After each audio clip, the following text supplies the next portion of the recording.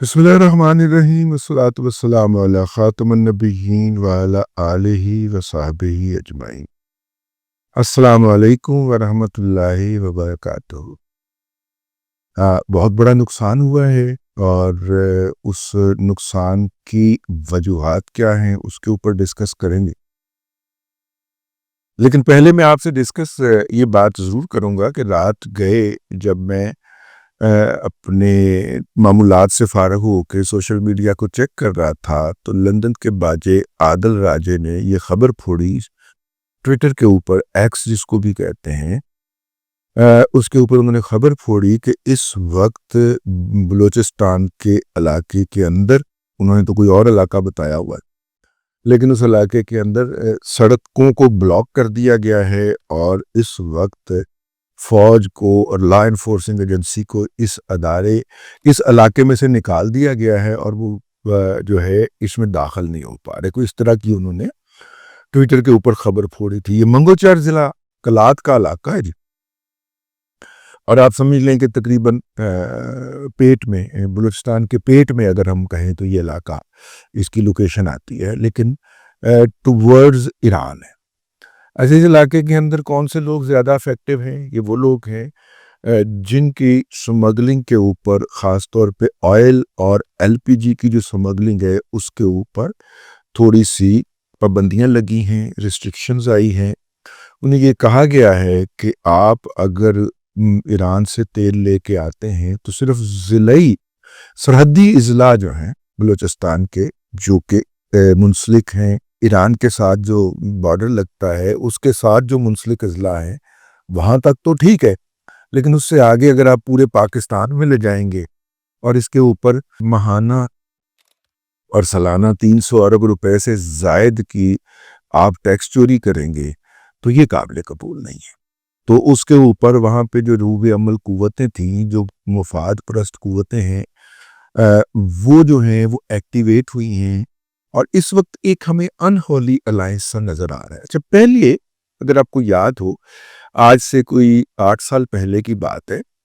बल्कि नहीं 6 साल पहले की बात है कि पंजगूर के इलाके के अंदर एक कार्रवाई हुई और वहाँ पे बलोच दहशतगर्दों ने सिक्योरिटी फोर्सेस के लोगों को शहीद किया और ये लोग जो है ये ईरान के बॉर्डर की तरफ भागे। पंजगूर से ईरान के बॉर्डर की तरफ जाते हुए जो गवादर है उसके थोड़ा सा ऊपर उनका इंटरेक्शन हो जाता है टीटीपी के दहशतगर्दों के साथ, और टीटीपी के दहशतगर्द जो है वो तकरीबन कोई 18 से 26 के करीब लोग जो हैं उनके मौके के ऊपर फड़का देते हैं। यानी ये लोग यहाँ पे पाक फौज पे पंजगूर में हमला करते हैं, हमला करके ईरान की तरफ भागते हैं। रास्ते में उनकी मुठभेड़ होती है टीटीपी के दहशतगर्दों के साथ और टीटीपी के दहशतगर्द ये बीएलए वालों को फड़का देते हैं। उसके बाद कुछ कुव्वतें सरगर्म होती हैं। कुलभूषण यादव साहब का नाम आपको ने सुना होगा, ये इस तरह के काम किया करते थे। तो ये कुव्वतें सरगर्म होती हैं, दोनों को एक टेबल पे बिठाया जाता है और दोनों का, टीटीपी का और बीएलए के नाम के ऊपर रूबे अमल जितनी भी कुव्वतें थीं उनकी आपस में सुलह करवा दी जाती है और यूं बीएलए जो है वो टीटीपी के ताउन से और टीटीपी बीएलए के ताउन से अपने अपने इलाकों के अंदर दहशतगर्दी की सरगर्मियां करना शुरू कर देते हैं। तो इस वक्त अगर हम इस वारदात का जो गुज़िश्ता रात हुई है इसका जायजा लें तो ये इस तरह, इस हवाले से इस जॉइंट वेंचर का एक शाहकार नजर आती है। पहली तो बात आपने ये जहन में रखनी है। दूसरी बात देखिए, इस वक्त आलमी सतह के ऊपर 4 ममालिक जो हैं, बड़े ममालिक, चीन, रूस, पाकिस्तान और ईरान, इनके खसूसी सुफरा बराए अफगानिस्तान जो है वो काबुल में इकट्ठे होने वाले, और पाकिस्तान का भी, ताजिकिस्तान का भी, उज़्बेकिस्तान का भी और ईरान का भी एक पक्का पीढ़ा केस है कि जनाब ये अमेरिका का छोड़ा हुआ असला टीटीपी के किराए के दहशतगर्दों को देते हैं और वो दुनिया में पाकिस्तान, ईरान, ताजिकिस्तान में दहशतगर्दी करने के लिए सस्ते दामों दस्तयाब है। تو آپ ان کو اپنی سرزمین سے آپریٹ ہونے سے روکیں۔ اب اس میٹنگ سے پہلے یا اس دورے سے پہلے، جبکہ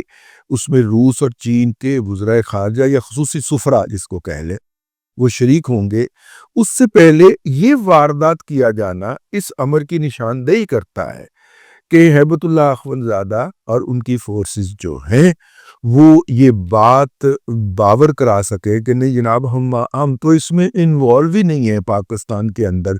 جو اس وقت دہشت گردی ہو رہی ہے۔ افغانستان میں صورتحال یہ ہے کہ وہاں پہ عباس ستانکزئی صاحب جو ہیں، انہوں نے جب سے ہیبت اللہ اخونزادہ صاحب کی خواتین اور بچیوں کی تعلیم کے حوالے سے جو پالیسی ہے اس کے اوپر تنقید کی ہے، اور اس کے بعد دونوں ہاتھوں میں جوتے پکڑ کر دڑکی لگائی ہے اور پہلی سال آ کے انہوں نے دوحہ کے اندر لیا ہے،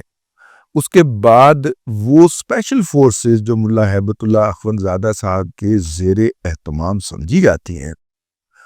وہ فورسز جو ہیں انہوں نے کندھار سے چل کے کابل میں جا کر اہم تنصیبات اور خاص طور پہ ایئرپورٹ کا کنٹرول سنبھال لیا ہے۔ یعنی آئندہ کوئی خلیفہ صاحب کی شان اقدس کے اندر گستاخی کرے گا تو اس کو عبرت کا نشانہ بنایا جائے گا، اس کو بھاگنے نہیں دیا جائے گا۔ مطلب تو اس کا یہی بنتا ہے۔ وہ اسپیشل فورس جو ہے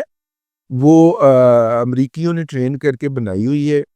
اور امریکیوں کے روانہ ہونے کے بعد اس کے یہ خصوصی دستے جو ہیں یہ براہ راست ہیبت اللہ اخونزادہ صاحب سے ہدایات لیتے رہے ہیں۔ تو یہ بات اپنی جگہ کے اوپر، لیکن واپس آتے ہیں اس واقعے کی طرف جو کہ اس وقت ہے کہ اس واقعے کی بنیادی طور پہ وجہ کیا ہے، اور وجہ یہ ہے کہ جو افغانستان کے اندر اس سفرا کی جو میٹنگ ہونے والی ہے، اس میٹنگ کے اندر چونکہ افغان طالبان نے ایک آرگومنٹ اسٹیبلش کرنا ہے کہ ہم پاکستان کے اندر صورتحال میں ملوث نہیں ہیں، تو ایران نسبتاً ایران کے بارڈر کی طرف کر کے یا اس کے نزدیک کر کے ایک سرگرمی جنریٹ کی گئی، اور یہ سرگرمی اتنی ویل آرکسٹریٹڈ تھی یا ویل آرگنائزڈ تھی کہ ظاہر ہے کہ دور دراز اندرون بلوچستان وہ سرگرمی تھی، اور یہاں سے کمیونیکیشن کے مسائل بھی ہیں، اطلاع آتے آتے دیر لگ جانا تھی، لیکن جیسے ہی اس سرگرمی کا آغاز ہوا ہے ساتھ میں ہی ان فورسز نے اپنی پراکسیز کو ایکٹیو کر دیا، جس کے اندر لندن کا باجا عادل راجہ، لندن کا فقیر ہی کہنا چاہیے اس کو، مانگو پہن کے گزارا کرنڈے آئیڈل، وہ صاحب جو ہیں انہوں نے سب سے پہلے اس کی اطلاع پھوڑی ہے، اور پھر اس کے بعد جو بھی ان کے منہ کے اندر واہیات دو چار ٹرمینالوجیاں اس نے رٹ لی ہوئی ہیں، تو ان ٹرمینالوجیز کی بنیاد کے اوپر اس کے منہ میں جو کچھ آیا وہ بکتا گیا ہے۔ تو یہ تاکہ میڈیا کے فرنٹ سے جو ہے وہ اس کے اوپر سے بھی اٹیک کیا جائے، اور وہ اٹیک اتنا لیتھل تھا کہ پھر اگلے دن یعنی کہ ہفتے کے روز باقاعدہ ISPR کو جب پوری صورتحال پہ قابو پا لیا گیا تو انہیں پریس بھی جاری کرنا پڑی۔ 18 جو پاک فوج کے جانثار ہیں اور وہ شہید ہوئے ہیں، جبکہ اس میں 23 دہشت گرد مارے گئے ہیں اس انٹریکشن کے اندر، اور ابھی تھوڑے ہی گھنٹوں کا انتظار کریں کہ وہ جو رنگ برنگی خاتون کی ماہ رنگ بلوچ جو ہیں وہ آ جائیں اور کہیں کہ ان میں سے اتنے وہ جو تھے وہ مسنگ تھے جن کے بارے میں وہ احتجاج کرتی ہوئی پائی جا رہی تھی۔ لیکن اس سرگرمی کو اور اس ایکٹیویٹی کو پاکستان کے مقامی یا ڈومیسٹک حالات سے منطبق کر کے دیکھنا زیادتی والی بات ہوگی۔ اس کی ایک ریجنل پرسپیکٹو بھی ہے اور اس کا ایک انٹرنیشنل پرسپیکٹو بھی ہے جو بنانے کی کوشش ہو رہی ہے۔ اس کے نتیجے میں پاکستان کا وہ کیس مزید مضبوط ہوا ہے